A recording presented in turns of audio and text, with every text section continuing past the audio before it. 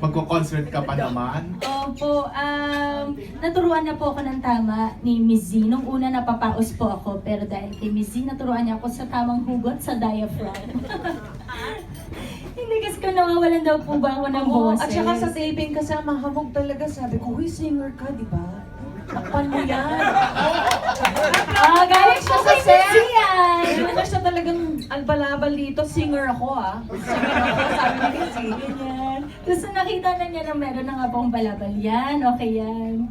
Yun, ngayon po naman medyo, alam naman po ng creative at ng prod po na meron po akong parating na concert. So, inaalagaan din po nila yung mga eksenang binibigay nila sa akin. Kaya, kung napanood niyo po yung kahapon at yung mamaya, pinapahirapan lang po ako. Wala po akong linya, wala po akong sigaw. Preparation po yun para sa concert ko sa linggo.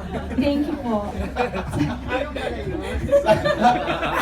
Hindi, joke lang po yan, pero nagkataon lang. Pero alam po rin talaga kasi nila na may concert na nga po sa Cebu sa Sunday. Nagkataon lang talaga.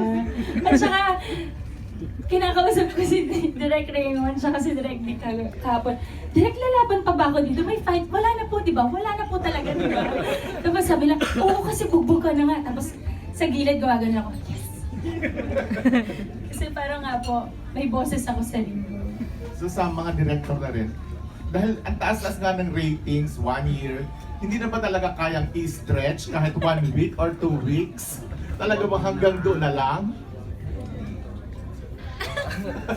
Kakayanin pa kaya yun ni Maha? I think si Direk Ruel ang makakasagot. Direk Ruel. Makapag-prove kayo sa mga creatives namin. Kasi literal na dugo na yung tumutulong sa mga mata nila sa kaiisip. Baka kung i-extend ko pa ang kalaban na talaga kay King Kong, Godzilla, mga ganun na kailangan umabot doon. So kung taong kalaban hanggang February 9 lang, sorry. All I'd like to say, nandito yung creatives, makikikuway kayo! Yes, thank you very much. I love you all. Take congrats. Thank you, Jerry. Aaron. Yes, we have a question from Denny Bernardo of philstar.com. Okay.